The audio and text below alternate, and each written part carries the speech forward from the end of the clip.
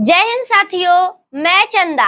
आज हम क्लास 6 के एनसीईआरटी ज्योग्राफी का चैप्टर नंबर 1 का पार्ट 4 को जानेंगे। पिछले दिन हम चैप्टर नंबर 1 था जो सौरमंडल में पृथ्वी, इसके बारे में हम जाने थे। यानी हम जो सौरमंडल में जो विभिन्न ग्रह है इसके बारे में जाने, पृथ्वी के बारे में जाने थे और भी विभिन्न टॉपिकों को जाने थे, जिसमें हम जाने थे पहले जाने थे ज्योग्राफी शब्द के बारे में, इसके विभाजन के बारे में। उसके बाद हम जाने थे जो आकाश में जो अमावस्या और पूर्णिमा की बात को, यानी हमारा जो चंद्रमा होता है वह पूर्ण दिखता है, तो एक महीने में एक बार पूरा पूर्ण दिखता है और उसके ठीक 15 दिन के बाद आकाश में चंद्रमा दिखते ही नहीं है, तो इसको हम पूर्णिमा और अमावस्या के बारे में बताए थे। उसके बाद हम बताए थे खगोलीय पिंड के बारे में। खगोलीय पिंड होता क्या है, तो बताए थे जो आकाश में चमकने वाली वे सारी वस्तुएं जो किसी न किसी के सहारे चमकते हैं, यानी आकाश में जो रात के समय में जो चमकते हैं तारे के माध्यम से, तो वो सब को हम खगोलीय पिंड बताए थे। उसके बाद हम तारा के बारे में बताए थे। उसके बाद हम एक तारा जो सप्तऋषि का तारा था इसके बारे में बताए थे, जिसमें हम बताए थे अर्सा मेजर का तारा के बारे में। उसके बाद हम ग्रह के बारे में जाने थे, जो ग्रह क्या होता है, तो बताए थे जो ग्रह होता है यानी तारे के जो चमकते हैं उनके सहायता से जो चमकते हैं आकाश में, उन्हें ग्रह कहते हैं, जिसमें हम 8 गो ग्रह के बारे में बताए थे। तो आज हम पिछले दिन हम जाने थे कुछ ग्रहों के बारे में। आज हम जानते हैं जो आंतरिक यानी जो आंतरिक और बाहरी ग्रह का 2 वर्गीकरण किए थे, उसमें हम आज बाहरी जो ग्रह है उसके 2 प्रकार को जानेंगे, जिसमें एक है नेपच्यून और एक है यूरेन। तो चलिए हम अब जानते हैं पार्ट 4 को। जो अगला ग्रह है यूरेनस और दूसरा है नेपच्यून, उसके बारे में जानेंगे। तो चलिए हम पहले यूरेनस के बारे में जानते हैं। तो यूरेनस जो है वह सौरमंडल में जो हमारे जो सोलर सिस्टम है उसका 7वां मतलब दूरी के हिसाब से 7वां ग्रह यूरेनस को माना जाता है, तो इसको याद रखिएगा। और जो यूरेनस जो होता है वह सूर्य के चारों ओर परिक्रमा 84 दिन में पूर्ण करता है, यानी जो हमारा जो यूरेनस जो ग्रह है वह सूर्य के चारों ओर परिक्रमा 84 दिन में पूर्ण करता है, और वह अपने अक्ष पर घूर्णन की बात करें तो वह 17 घंटे 14 मिनट में पूरा करता है। तो इसको याद रखिएगा, यूरेनस अपने अक्ष पर परिक्रमा 84 दिन और जो होता मतलब यूरेनस अपने अक्ष पर घूर्णन की बात करें तो वह 17 घंटे 14 मिनट में पूर्ण करता है। तो चलिए अब हम जानते हैं यूरेनस के बारे में। तो यूरेनस जो है यह आकार में तीसरा सबसे बड़ा ग्रह है, यानी जो हमारा जो यूरेनस ग्रह है वह सोलर सिस्टम में आकार में तीसरा ग्रह के रूप में इसे जानते हैं। यानी जो हमारा जो सोलर सिस्टम में जो 8 ग्रह है, यानी सौरमंडल में जो 8 ग्रह है, इसमें तीसरा सबसे बड़ा ग्रह की बात करें तो वो यूरेनस है। और इसका तापमान, यानी जो हमारा जो यूरेनस जो ग्रह है इसका तापमान 215 डिग्री सेल्सियस होता है। और हाँ, इसे सौरमंडल के सबसे ठंडा ग्रह के रूप में भी जानते हैं, तो इसको याद रखिएगा। तो चलिए अब हम जानते हैं जो यूरेनस जो ग्रह है इसके खोजकर्ता के बारे में, और इसे किस वर्ष खोजा गया था इसके बारे में। तो हमारा जो यूरेनस ग्रह है इसकी खोज 1781 में विलियम हर्शेल ने किए थे, यानी हमारा जो यूरेनस ग्रह है उसको 1781 में विलियम हर्शेल द्वारा खोजा गया था, तो इसको याद रखिएगा। अब हम आगे जानते हैं जो हमारा जो यूरेनस ग्रह है वह सौरमंडल का सबसे ठंडा ग्रह है। तो आपसे अगर पूछा जाए सौरमंडल का सबसे ठंडा ग्रह कौन सा है, तो वो यूरेनस है। अब हम आगे जानते हैं यूरेनस के रंग के बारे में, यह किस रंग के दिखते हैं इसके बारे में। तो हमारा जो यूरेनस जो ग्रह है वह मीथेन के कारण हरा दिखता है, यानी यूरेनस जो ग्रह है वो मीथेन के कारण हमारे सौरमंडल में हरा दिखता है, तो इसको याद रखिएगा। अब हम आगे जानते हैं, यानी जो हमारा जो यूरेनस ग्रह है उसके दिशा के बारे में जानते हैं। तो यह सूर्योदय में पश्चिम दिशा में एवं सूर्यास्त में पूर्व दिशा में होता है। यानी जो हमारा जो यूरेनस है वह सूर्योदय के समय पश्चिम दिशा में और शाम यानी सूर्यास्त के समय यह पूर्व की दिशा में दिखता है, यानी विपरीत दिशा में दिखता है। यानी अभी हमारे जो पृथ्वी है उस पर सूर्योदय की बात करें तो वह पूर्व दिशा में होता है और सूर्यास्त की बात करें तो वह पश्चिम दिशा में होता है, लेकिन यूरेनस पर ठीक पृथ्वी के विपरीत में होता है, तो इसको याद रखिएगा। अब हम जानते हैं अगला ग्रह यानी सौरमंडल का जो 8वां ग्रह है इसके बारे में। यह इसको मतलब आकार में यानी सौरमंडल का सबसे दूर का ग्रह भी कहते हैं, तो इसको याद रखिएगा। तो चलिए हम जानते हैं इसके जो हमारा जो नेपच्यून जो ग्रह है इसके बारे में जानेंगे। यह अपने अक्ष पर परिक्रमा कब कितने समय में पूर्ण करता है, यह अपने जो धुरी पर घूर्णन कितने समय में करता है इसके बारे में जानेंगे। तो चलिए जानते हैं जो नेपच्यून जो ग्रह है इसे सौरमंडल का सबसे दूर का ग्रह कहा जाता है, तो इसको याद रखिएगा। अगर आपसे पूछा जाए जो सौरमंडल का सबसे दूर का ग्रह कौन सा है तो वह है नेपच्यून। और नेपच्यून को जो सूर्य के चारों ओर परिक्रमण काल है 164 साल। यानी आपको हम पहले ही बताए थे जो सौरमंडल जो है हमारा वह अपने अक्ष पर मतलब धीरे धीरे घूर्णन करता है। यानी हम बताए थे जो सूर्य का जो सबसे निकटतम ग्रह बुध है वह अपने अक्ष पर यानी जल्दी जल्दी घूर्णन करेगा। तो उसके बाद हम बताए थे दूरी के हिसाब से वह सूर्य के चारों ओर परिक्रमा करता है, यानी अपने पथ पर परिक्रमा करता है। तो यह सबसे दूर का ग्रह है, यानी जो हमारा नेपच्यून है वह सूर्य के सबसे दूर का ग्रह है, तो इसको परिक्रमा करने में बहुत समय लगेगा। तो वही बताया गया है जो हमारा नेपच्यून जो ग्रह है वह सूर्य के चारों ओर परिक्रमा 164 साल में पूरा करता है। यानी 164 साल में यह सूर्य के चारों ओर परिक्रमा को पूर्ण करता है और यह अपने अक्ष पर घूर्णन 16 घंटे 7 मिनट में पूर्ण करता है। यानी यह जो हमारा नेपच्यून जो ग्रह है वह अपने अक्ष पर घूर्णन यानी अपने अक्ष पर घूर्णन की बात करें तो वह 16 घंटे 7 मिनट में पूर्ण करता है, तो इसको याद रखिएगा। अब हम इसके खोजकर्ता के बारे में जानेंगे, यानी जो हमारा जो नेपच्यून जो ग्रह है उसे किस वर्ष खोजा गया और किस वैज्ञानिक द्वारा इसको खोजा गया है इसके बारे में जानेंगे। तो चलिए जानते हैं। तो जो हमारा जो नेपच्यून ग्रह है इसकी खोज 1846 ईस्वी में जो जर्मन के खगोलज्ञ थे यानी खगोल शास्त्री के बारे में बताए थे। तो एक खगोल शास्त्री थे जर्मन के, वह थे जोहान गाले। इन्होंने नेपच्यून ग्रह का खोज किए थे, तो इसको याद रखिएगा।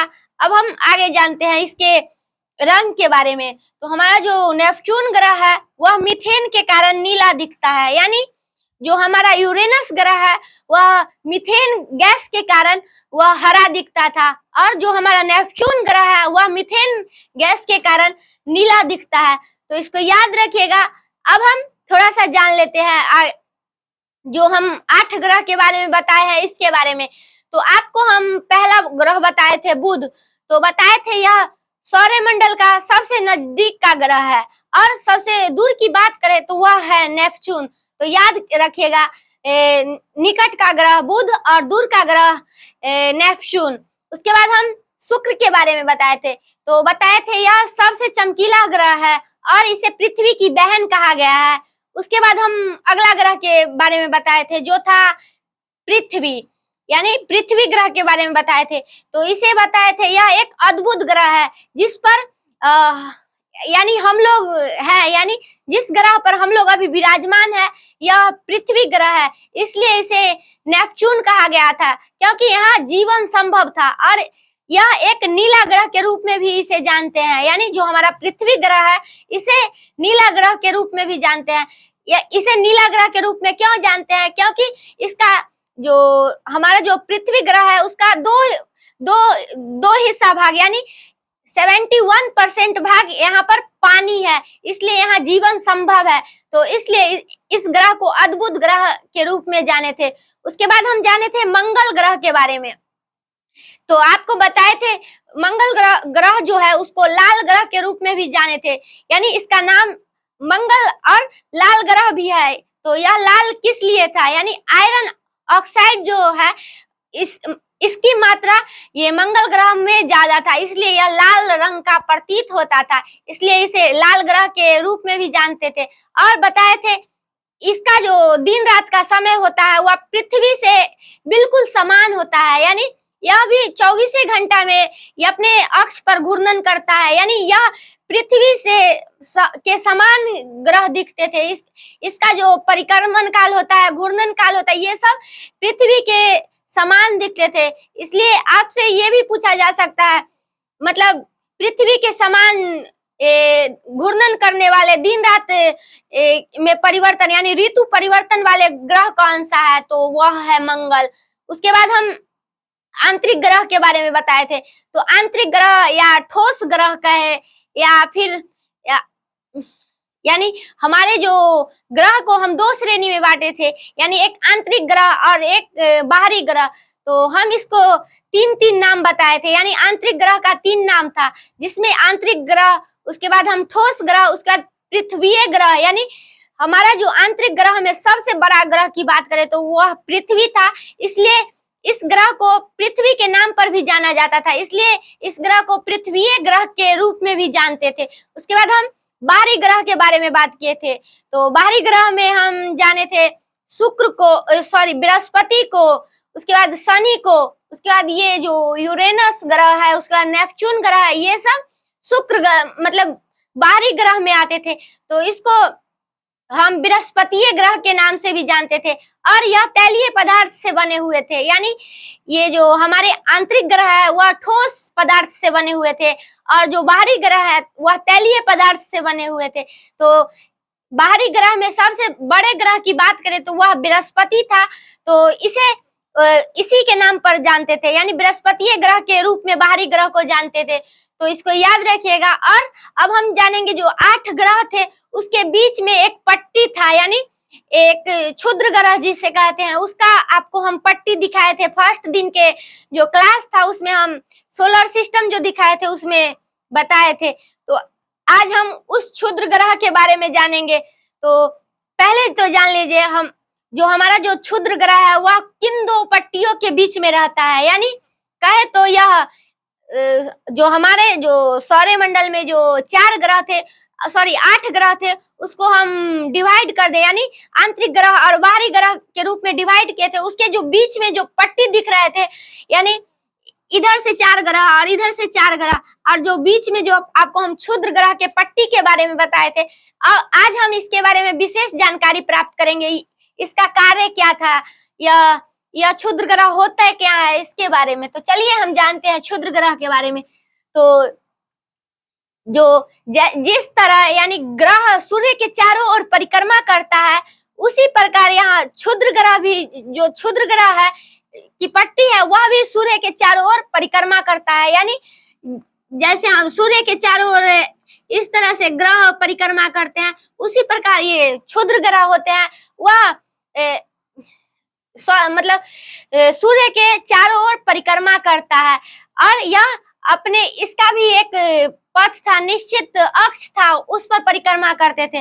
तो यह जो हमारा जो क्षुद्र ग्रह था वह मंगल और बृहस्पति की कक्षाओं में रहता था, यानी आपको कहे तो इस साइड मंगल ग्रह था और इस साइड बृहस्पति ग्रह था, और बीच में ये क्षुद्र ग्रह सूर्य के चारों ओर परिक्रमा करते थे। तो यही बताया गया जो हमारा जो क्षुद्र ग्रह है वह मंगल और बृहस्पति की कक्षाओं में घूर्णन करता है, और कक्षाओं में रहता है, और सूर्य के चारों तरफ, यानी जिस तरह ग्रह सूर्य के चारों तरफ घूर्णन करता है, उसी प्रकार ये क्षुद्र ग्रह है वह भी सूर्य के चारों ओर घूर्णन करता था।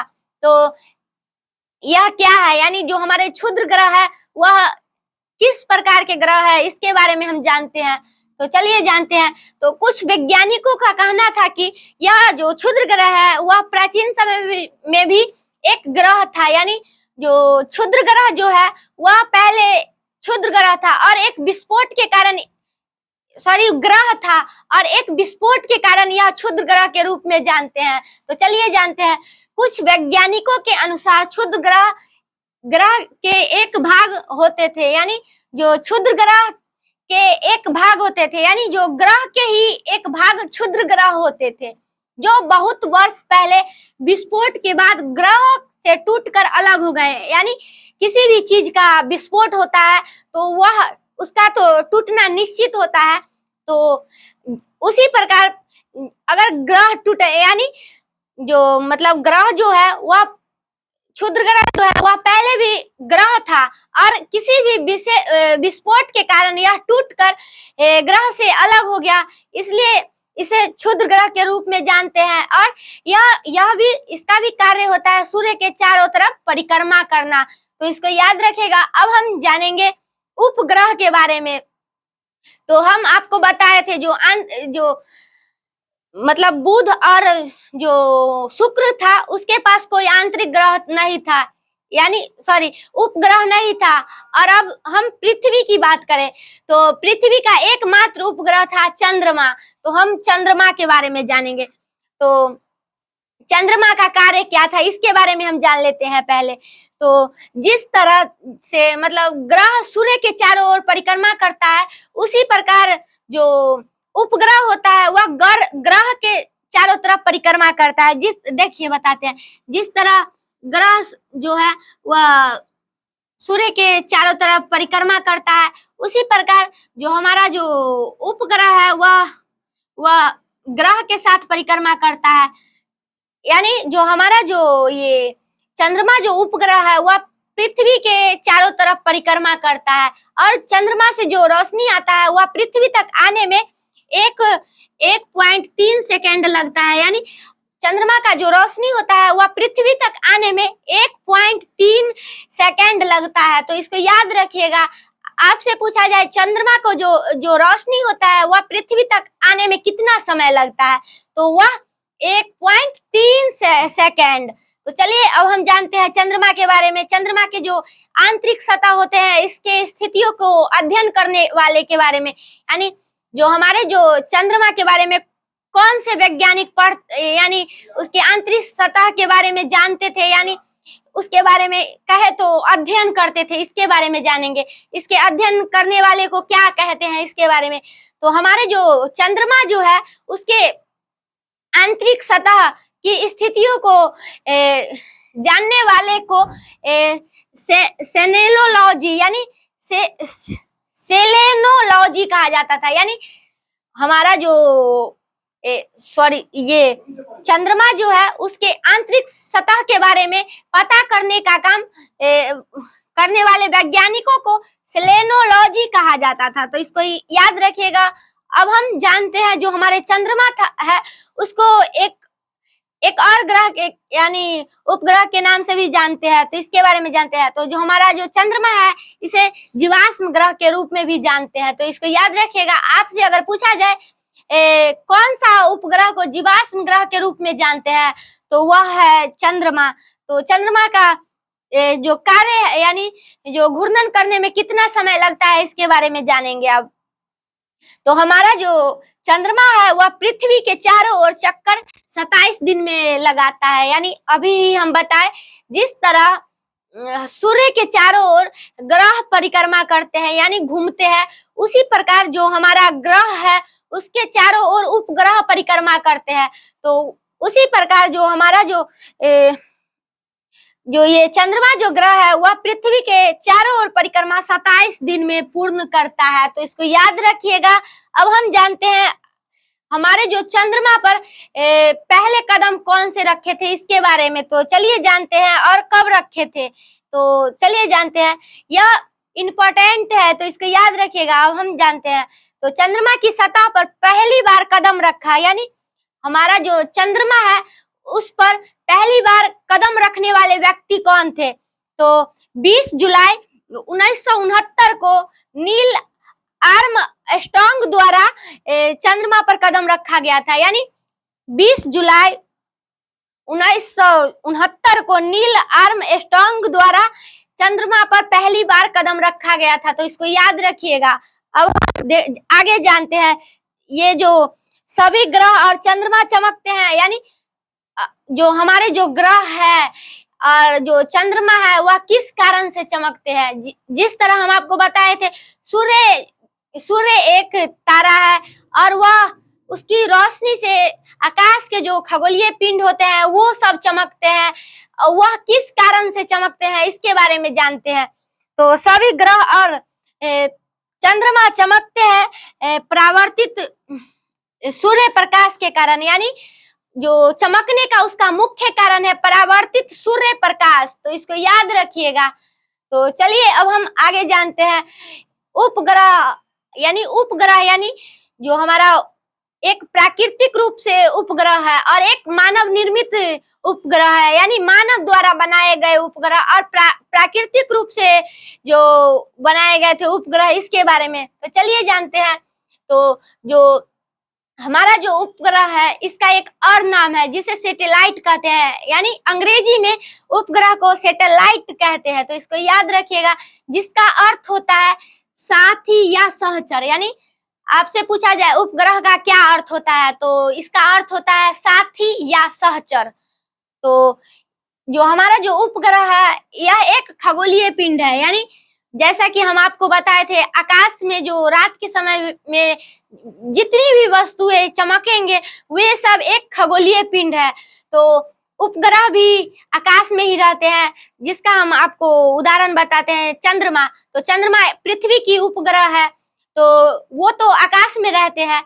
तो इसी प्रकार बताया गया है जो उपग्रह जो है एक खगोलीय पिंड है जो मतलब आकाश में चमकते हैं। तो इसको याद रखिएगा। अब हम जानेंगे मानव निर्मित उपग्रह के बारे में, यानी हमारे मानव द्वारा यानी वैज्ञानिकों के द्वारा बनाए गए उपग्रह के बारे में। और जो भारतीय उपग्रह अभी भी अंतरिक्ष में भेजा गया है इसके बारे में जानेंगे। तो चलिए जानते हैं इसका उपयोग, यानी मानव निर्मित जो उपग्रह है इसका मानव द्वारा उसका क्या उद्देश्य है, उसको उपग्रह को बनाने का और आकाश में इसे भेजने का इसका मुख्य उद्देश्य क्या है इसके बारे में जानेंगे। तो उसका जो मानव जिस भी वैज्ञानिक ने ये बनाया हुआ है, यानी जो उपग्रह बनाए हैं, उसका मुख्य उद्देश्य था ब्रह्मांड के बारे में जानकारी प्राप्त करना। यानी जो प्राकृतिक रूप से जो उपग्रह बनाए गए थे वो तो मानव को कुछ जानकारी नहीं देगा। तो कुछ वैज्ञानिकों ने सोचा कि जो क्यों ना मतलब सैटेलाइट बनाया जाए, यानी मानव निर्मित, यानी हम लोग क्यों ना सैटेलाइट बनाए और ब्रह्मांड के बारे में पता करें। तो उसका मुख्य उद्देश्य यही था, ब्रह्मांड के बारे में जानकारी प्राप्त करना और पृथ्वी पर संचार माध्यम के लिए किया जाता था। यानी जो हमारा जो मानव निर्मित जो उपग्रह था उसका मुख्य उद्देश्य था ब्रह्मांड के बारे में जानकारी प्राप्त करना और पृथ्वी पर संचार माध्यम के लिए किया जाता था। यानी संचार माध्यम के रूप से के लिए भी ये जो मानव निर्मित उपग्रह का प्रयोग किया जाता था। तो चलिए अब हम आगे जानते हैं इसे रॉकेट द्वारा, यानी जो हमारा जो मानव निर्मित उपग्रह है वह आकाश में किस तरह जाता था इसके बारे में जानेंगे। तो यह रॉकेट द्वारा अंतरिक्ष में भेजा जाता था। यानी जो हमारा जो उपग्रह है उसको रॉकेट के द्वारा आकाश में यानी अंतरिक्ष में भेजा जाता था और एवं पृथ्वी की कक्षाओं में स्थापित कर दिया जाता था। यानी मानव जो द्वारा जो बनाए गए सैटेलाइट थे उसका मुख्य उद्देश्य था, जैसा कि आपको बताया, ब्रह्मांड के बारे में पता करना और इसे यानी अंतरिक्ष में रॉकेट के द्वारा भेजा जाता था और इसे पृथ्वी की कक्षाओं में स्थापित कर दिया जाता था। यानी रॉकेट से भेजकर पृथ्वी की कक्षाओं में इसको स्थापित कर दिया जाता था। तो अब हम जानते हैं जो मानव जो द्वारा अंतरिक्ष में भेजा गया कौन कौन से जो उपग्रह है, यानी भारतीय उपग्रह है, इसके बारे में। उसमें पहला उपग्रह है इनसेट, और दूसरा है IRS, और एक और है एड्रोसेट। यानी 3 का ही उद्देश्य यानी एग्जाम्पल आपको बताया है। ये सब का कार्य है, यानी इसरो द्वारा इसको लॉन्च किया गया था और इसको अंतरिक्ष में भेजा गया था। ये सब जो आपको हम 3 सैटेलाइट का नाम बताए, ये सब भारतीय उपग्रह है, यानी भारत के लोगों द्वारा बनाया गया था। और इसरो संस्थान द्वारा इसको मतलब यानी अंतरिक्ष में भेजा गया था रॉकेट के माध्यम से। तो आगे हम अगले क्लास में जानेंगे, जिसमें हम जानेंगे आकाश गंगा के बारे में, खगोलीय पिंड के बारे में, और भी विभिन्न टॉपिकों के बारे में। तब तक इतना ही रहने देते हैं, फिर मिलेंगे अगले दिन अगले टॉपिक के साथ। तो धन्यवाद।